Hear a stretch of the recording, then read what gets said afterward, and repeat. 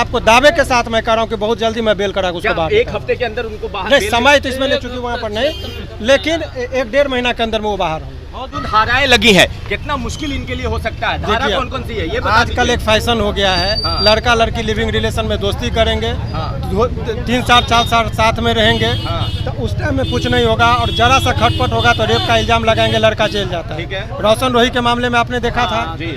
अभी बहुत सारे लोगों पर इस तरह के आरोप लगते रहे हैं। तो ये धारा कौन कौन सा है? पॉस्को एक्ट है क्या? नहीं, चूंकि लड़की मेजर है, हाँ। अब वो एक तरफ करे कि हमारी शादी हो गई तो 376 कैसे लगा, अपने ही पत्नी से तो दुष्कर्म का मामला बनता नहीं। तो बात तय है, चूंकि वो लड़का मुस्लिम है, हाँ। हिंदू और मुस्लिम का कलर इलेक्शन का टाइम है, हाँ। इसलिए दबाव में आकर पुलिस इस तरह का काम अब एक आखिरी 2 सवाल कर लेते हैं सर। क्या लगता है कि बेल कितने दिन में कोर्ट इनको दे सकती है? क्योंकि जो धाराएं हैं उसमें तो बेल बड़ा जल्दी नहीं मिलता है, ये आम लोगों के बीच आप लोग को अब ये चीज इससे खतरनाक धारा था, पॉक्सो का लगा हुआ था, रोशन रोही के मामले में आप लोगों ने देखा था। हाँ। बेल हुआ था।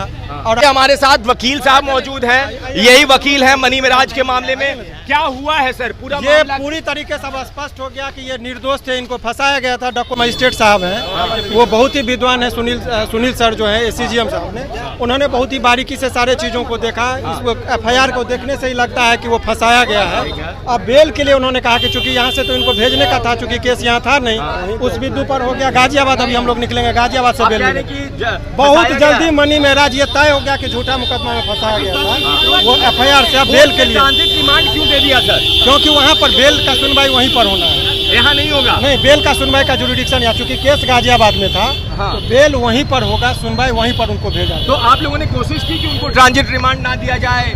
अभी तक रोके थे, आपको देखे रात से 2 बजे से कल दिन से अभी तक में। हाँ। तो अल्टीमेटली वहाँ पर जो लेटर नहीं था इसके पास, हाँ। ये बैक डेट में लेटर बनाया, तो ये सुप्रीम कोर्ट में और हाई कोर्ट में हम लोग दिखाएंगे कि ये बाद में जाकर डॉक्यूमेंट्स बना के इनको गिरफ्तार कर रहे हैं। तो ये जज साहब ने वो सारी चीजें तो यहाँ भी देखी होगी, सारा लेटर। जज साहब का ये ट्रांजिट रिमांड है, सबकी शक्ति होती है, जी। क्योंकि ये इनको यही देखना था कि प्रॉपर डॉक्यूमेंट्स है कि नहीं है। अगर वो रास्ते में जाता, इसके साथ मारपीट होती, कुछ अनहोनी हो जाता, तो किसके जिम्मेदारी होती? इसीलिए टोटल हमने मेडिकल चेकअप करवा दिया कि देखिए कोई भी शरीर पर, कोई भी बदन पर चोट का, जख्म का निशान नहीं है।